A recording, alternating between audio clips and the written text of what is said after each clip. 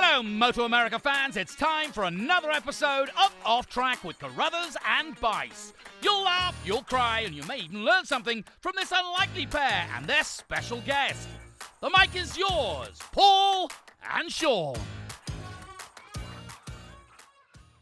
Hello, everyone. If you hear in the background the sound of motorcycles during this special video episode of Off Track with Carruthers and Bice, it's because we're at the Circuit of the Americas and we're at the official Dunlop Preseason Test for this 2021 season. And we're joined today by our guest, Richie Escalante, who is the defending Supersport champion in our series and actually the only rider in the whole paddock who's got a number one on his motorcycle. So, pretty proud of having that number one, I would say. Thank you. Yes, I'm very happy to start this season, the 2021 season. So everything very good right now.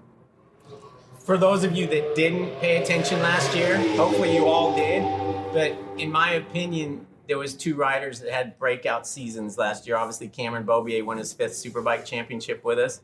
But Richie's season in Supersport was amazing. I mean, there was a time when I thought he wasn't going to lose, you know? Right. So he was very dominant.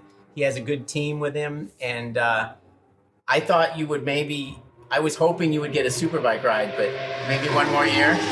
Yes, the plan when finish the season, very special season with 13 wins. I tried to jump to Superbike.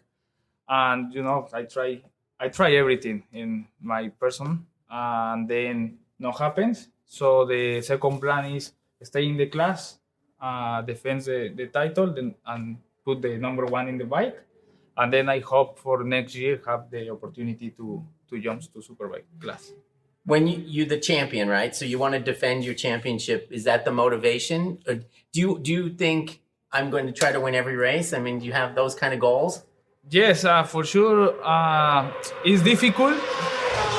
Last year season very special, and it's hard to try to compare or try to improve last season. So, of course, I try to win more than 13 races. This is my motivate.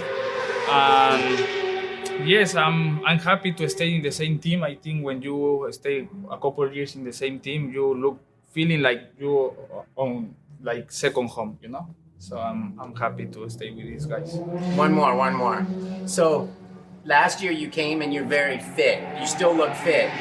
Was it difficult this year? You're the champion. Did you just freaking eat donuts and drink beer or no? No. I'm still training the same. I think I training a little bit more. Yeah. You know, you never know the rookies riders coming to the Junior Cup. So maybe sometimes you're surprised in the first races. And for sure, Sean is keep pushing. So I need to stay focused, to stay strong and ready for this season.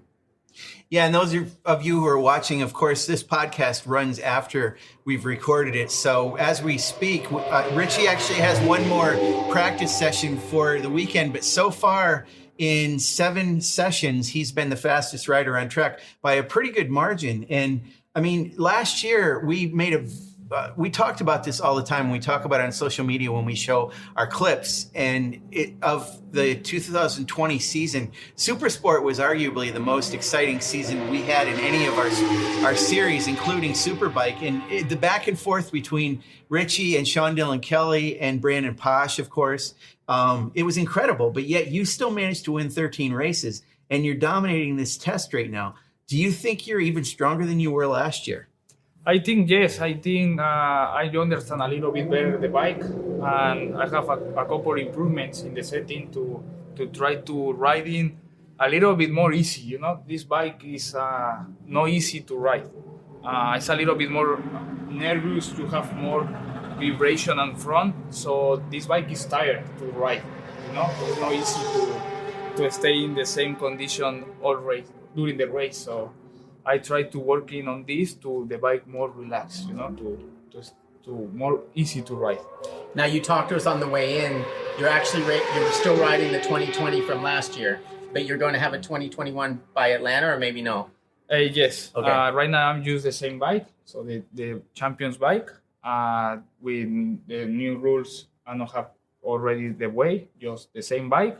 Just put the new tires and go. You know, this is for just free to back to recovery to feeling again everything, and maybe in 2 weeks I try the 2021. Be ready for Atlanta. Okay, so the 2021, it's going to have more weight on it than last year. How much more weight does it have to have on it, or does it have on it? I think 8 pounds. 8 pounds. Okay, and you can put that weight anywhere you want, correct, on the motorcycle? I think so, yes. Okay, and sometimes I get too technical even for myself. Sorry about that, Richie. Yeah. But do you think that's going to be a disadvantage to you, or how do you feel that weight's what it's going to do to you? I don't know. It depends where put the weight. I think maybe helps. I don't know. Right now I'm not scary about that. I'm maybe training a little bit more and not eat too much before Atlanta. I lose a little bit weight and then it's pretty similar. The same like 2020. So I'm not scary. Just the bike is the same. Maybe with a couple new setting. Yeah. And I think maybe the weight helps. Always when you have more weight, the bike, you have more pressure, so maybe helps to improve. Especially the bike is nervous, Settles it down maybe. Especially you say about it being nervous now. So I talked to Chuck Axland, our chief operating officer, who famously worked with Kenny Roberts, and they developed their own bike over the years. And he said back in the GP days, they were always trying to get the bike as light as possible, but they would get some chatter in the suspension, between the suspension and the frame. He said sometimes they would actually add weight, and the weight would help prove that you eliminate the chatter, which is what you're saying. It might actually help balance the bike a little better. I think so. I think it helps for sure. Okay, so we'll see. So then, if it helps and he goes faster, we're gonna put 40 pounds on him. No, or the other way, make it, take all the weight out of it. Make it like a chattering, crazy fool kind of a motorcycle.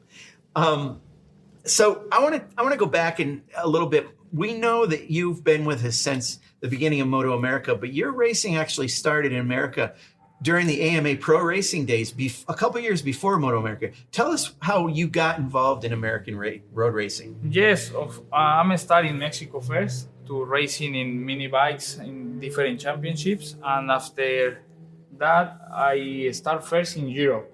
I raced 2009, 2010, the Cuna de Campeones school. It's pretty similar like Rookies Cup, but this is from Valencia circuit, the Miralles family.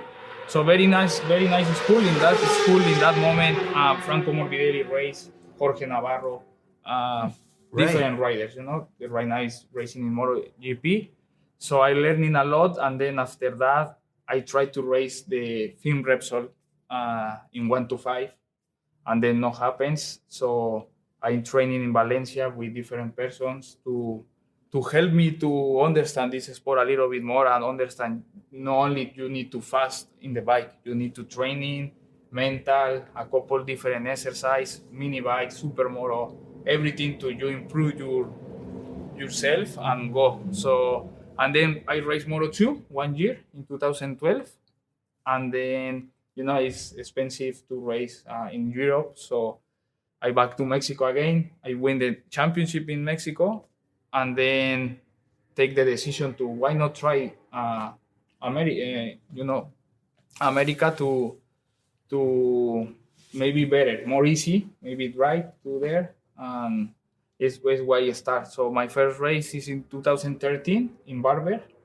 In that moment, you have the same 2 classes, like Super Sport, and you have the Daytona Sport Bike.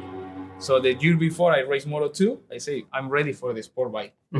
And then big, I'm surprised the level and it's at that moment, yes. And his kid's Cameron Bobier, Yes, and more riders. It's like Gagne, Rich Poli, Pascarella, Solis, Di Salvo. Right. Yeah, I'm surprised a little bit. I finished behind these guys, like 40 seconds to the first.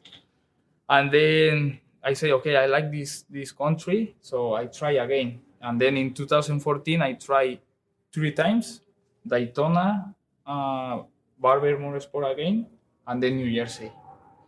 But I don't race the sport bike. I race the super sport bike. Before like super stock, that year is... Okay, so you didn't race in 2014, then you didn't race in the Daytona 200. No. You were in super sport that year. Okay. Sport. So another surprise me. I never ride Daytona, so it's It's no easy track, fast, and I think I finished 16 my first time there. Wow. So I'm not so happy about that. And then in Barbera, improve a little bit. I finished, I think, top 5, top 6. And then in New Jersey, feeling good. But then I have some problem in my clutch. And then lose position. I finished 7, 8. So you're in that year, I win the national championship in Mexico on the best class in the Wow. 600. What? Okay, that was the 600 equivalent to what our super sport is now, probably. Yes. Okay. Pretty similar. So your improvement has been big. Like you didn't come in winning in second, third. You came in back, and you've. Yes, I come in and my first race 16. When in the sport bike I finished 10, and then 6, 7, 8. But I have my team, my father and brother's team. Mhm. You know, so nobody helped me. Just my dad prepared the bike. Wow. And it's more difficult. And then in 15, a little bit different. It's okay. It's time to compete completely serious and go. So In stock 600 here, yeah? I'm starting super stock Yeah. super stock class. And in that moment, everything ready, go to Atlanta. But then Chop Graves start to help me about the engines, electronic suspension. And then it's why with my back is very good mechanic and my brother speak English very well. Everything together and go. And I finished second in the first race behind Joe. So say, okay, it's better. It's better. I have better bike, more I support. can do this. And let's go. Yeah, I finished sub-champion that year. And does your family have a background in motorcycles? Yes. Oh, talk about that a little bit, about your family's history Oh, with it. well, my father raced before, starting in the 90s. So raced in Mexico so many years and raced the Latin American Championship in South America. And is winner 3 times in 250 GP. So, and come to race the AMA Pro Racing too. A couple races at Daytona. Yeah. And yeah, my dad, of course, loved the sport. He's in that moment very fast. I think he's one of the best riders in Mexico. And then like the mechanics too. So for me, it's easy to with my dad, because prepare my bikes, the motocross bike, the mini bikes, always support me, going with me to training. And then my brother likes too. My brother raced 2 times on Daytona. Yeah. In 2006, 2007. Oh, wow. And raced 1 year in the Film Repsol in the Kawasaki Cup 600 1 year. Wow. And then win a couple championships races in Mexico. So it's like more sport family always. Yeah, a huge background in it. Your father's first name is Pablo. Yes, I knew That's that. a good name. Yeah, Pablo. so I was gonna say that's his Yes. name, Pablo. Does he seem like your dad? You can call him dad if you want. Or I'm too Papa. old to be his dad. I'm grandpa. Yes. But I think I've seen sometimes Pablo Escalante has commented on our social media when we run your stuff. Yeah, he always Yeah, so puts Mexican flags. I think. yes. Yeah, in different parts to the TV. See, Yeah. Yes, always. Yeah. You know, Richie, I've never told Paul this, and I haven't mentioned this, even though I was going to say this on the podcast. But I'm scared. And I always scare Paul with this. I have a nickname for you. I tell my wife what your name is. Your name is El Guapo. Do you know that? Does Yeah, that yeah. means the handsome one? Yeah. You're El Guapo to me. My wife says, "Stop saying that all the time." I said, "No, I love you," to my wife, but I said, "But he's El Guapo." yeah. you're- It's pretty, you know. And your girlfriend Pretty feels the similar. same way, right? Does she call you that too? Yeah, No. No. Just you. anyway, let's return to racing talk a little bit. So I want to bring up, I remember this, that year, I don't know if it was when you started the year. Tell us about, you broke your leg pretty badly. Tell us about that. Yes, when finished 2015, in that moment, Humberto Vaca raced in the super stock class. Oh, So my normal riding style, I like to slide in the entry, the corner, Yeah, so we see. Humberto in that moment is faster, but not too much. So sometimes I pass, and Humberto start to, I like this guy, he's breaking like this, aggressive. And then I start talking with Humberto and say, hey, Richie, I love the sport. Maybe next year I have one big team. When you have teammate, what do you think? I say, okay, you support me, let's go. And then when finish 15, finish champion behind Joe Roberts, I signed with Humberto in December, I think. So it's funny, like in that moment, I going to Thunderhill track to testing. And in 2015, Joe Roberts raced with Josh Herring. So I tried the Herring Bice Super Sport. And then I testing and in state battle in that test and say, oh, this guy's no stop, finish the season all year together. And then in December I start. And okay, I feeling good. I say, okay, I race super stop, let's go for the championship. And then in December I broken my leg, my tibia and peroné in the street. I have a big mistake in the scooter bike. And the plan changed a lot. Wow.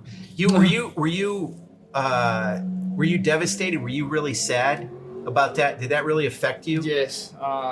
Difficult that moment to say I broken. Maybe not the same level.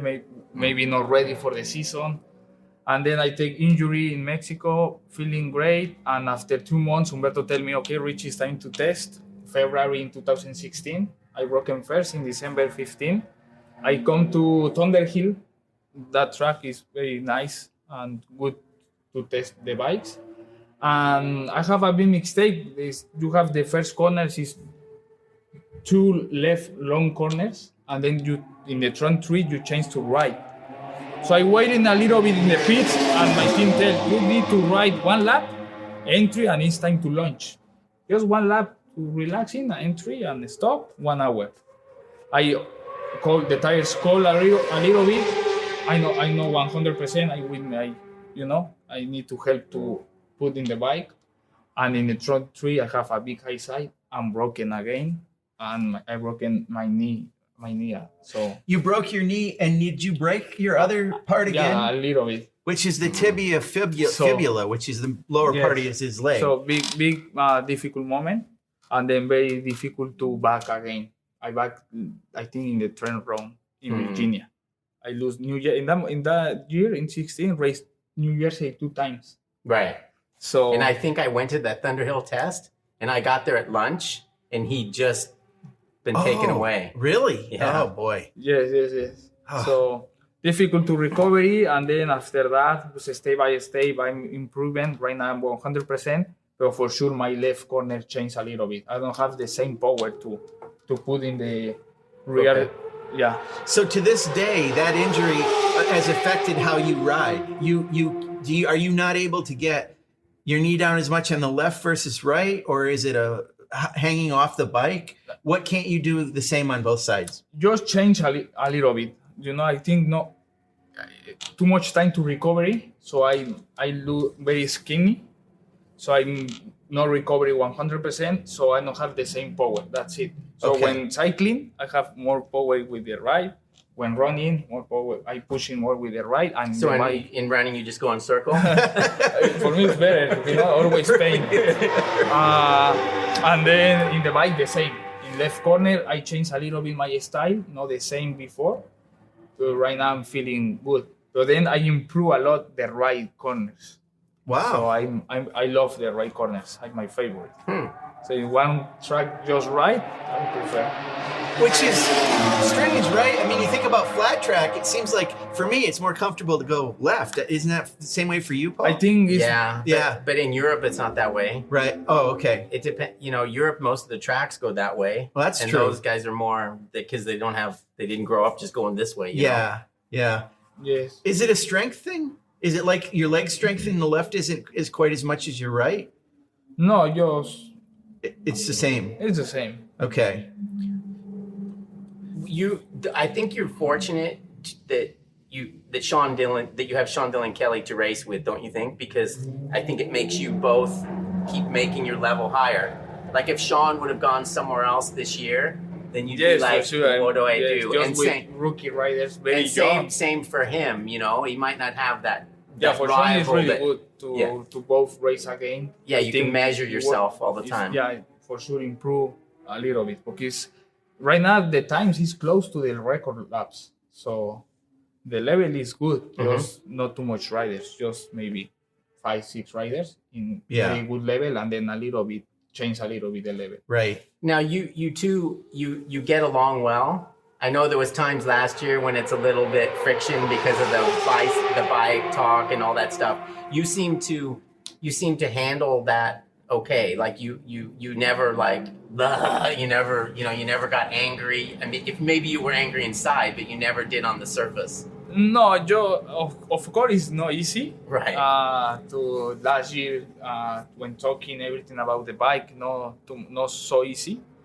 Porque I like to say, oh, Richie win, Richie's fast, not Richie win For the bike. for the bike. So I'm not like that. So I'm happy to this more way, maybe helps a little bit. Right. Yeah, for me the most possible to stay the same, the level in the bikes, like the Suzuki or the Kawasaki, for me is the best, Right. Yeah. It's hard because I mean, for Sean last year, he would talk about the other issue really, but he would always have respect for you as a rider. Yes. And your fans sometimes wouldn't quite understand that, Yeah, the fans is attack. It's normal, Yeah. Sometimes you need to stay in the paddock to understand a little bit better. Right. And yeah, the relationship with Sean in the paddock is good. Hi, how are you? And for sure, good luck.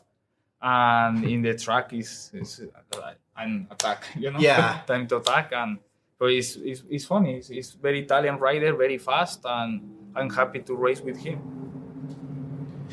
You're one of these riders that you're such a nice guy, Richie. I love talking to you, but you're a fierce competitor. You get on the track and it's all about racing. Is that have you always been like that? Are you a really highly competitive individual in general? Do you just change your mindset when you're on a motorcycle? Yeah, I think in normal life, I like to win in everything, but not like crazy, Right now, like especially this year, I'm very confident. So I have always tried to push in a lot like this test, still pushing, and every lap me feeling like I'm in the race and always pushing and Right. and I start training and my time is improved. So just I need to a little bit more smart and relax a little bit. Because right now I'm feeling so great and so good so far. Like I'm ready to go. So It's a good I feeling. need to relax a little bit. Well, it sure is showing. I mean, 7 sessions these past 2 days, been fastest in every session. You got one more session to go, which is why we have to kind of let Richie go so he can get ready to get out there and make it in his 8th session and hopefully be at the top of the charts again. But thanks so much for being on with us. I mean, Thank you. Yeah, It was nice having you. yeah, and good luck this season. Thank you. Thanks, guys.